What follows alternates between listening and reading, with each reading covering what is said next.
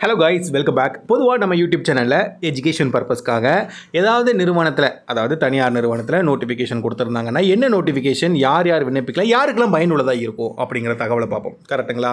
So அந்த வகையில் இன்றைக்கி பார்த்தீங்கன்னா சென்னையில் மாதாவரம் பகுதியில் உள்ள ஒரு பிரபல எலக்ட்ரானிக்ஸ் தயாரிப்பு நிறுவனத்தில் வேலை அப்படிங்கிறத கொடுத்துருக்காங்க. கரெக்டுங்களா? சரி, என்ன தகுதி வேணும் அப்படின்னு பார்த்தீங்கன்னா என்ன கொடுத்துருக்காங்க? 10th 12th ITI diploma any degree அப்படிங்கிறத கொடுத்துருக்காங்க.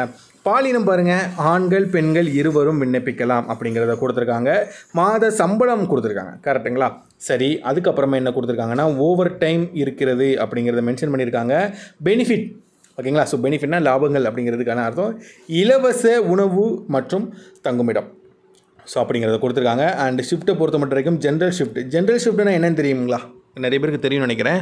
பகல் மட்டும் வேலை அப்படிங்கிற மாதிரி சொல்லுவாங்க. ஸோ அதுதான் ஜென்ரல் ஷிஃப்ட், ஓகேங்களா? ஸோ டே ஷிஃப்ட் மட்டும் தான் இருக்கும், நைட் ஷிஃப்ட் வந்து இருக்காது. ஓகே, ஸோ அனுபவத்தை பொறுத்த மட்டும் வரைக்கும் அவங்க ஃப்ரெஷர் விண்ணப்பிக்கலாம் அப்படிங்கிறத கொடுத்துருக்காங்க.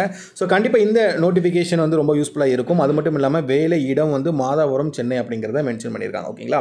ஸோ இந்த தகவல் யார் யாருக்கெல்லாம் பயனுள்ளதாக இருக்குது, யார் யாரெல்லாம் இந்த தகவலுக்கு கரெக்டான எலிஜிபிள் பர்சன் அப்படிங்கிறத நீங்கள் ஃபீல் பண்ணுறீங்களோ, ஸோ அப்படிப்பட்ட நண்பர்கள் கண்டிப்பாக இந்த இன்ஃபர்மேஷனை நீங்கள் யூஸ்ஃபுல்லான இன்ஃபர்மேஷனை மாற்றிக்கோங்க.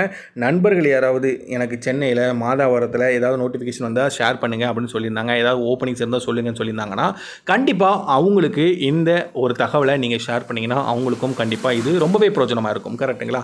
ஸோ நாளைக்கு வேறு ஏதாவது நோட்டிஃபிகேஷன் வந்துருந்துச்சு அப்படின்னா என்ன நோட்டிஃபிகேஷன், என்னென்ன டீட்டெயில்ஸ் கொடுத்துருக்காங்க அப்படிங்கிறத ஒன் பை ஒன்னாக நம்ம பார்க்கலாம். ஜஸ்ட் எஜுகேஷன் பர்பஸ்க்காக அப்படிங்கிறத மறுபடியும் சொல்லிக்கிறேன். ஸோ இன்றைக்கி நம்ம பார்த்த இந்த இன்ஃபர்மேஷன் முற்றிலும் எஜுகேஷன் பர்பஸ்க்காக மட்டுமே உங்ககிட்ட பகிரப்பட்டது அப்படிங்கிறத நாங்கள் தெரிவிச்சுக்கிறோம்.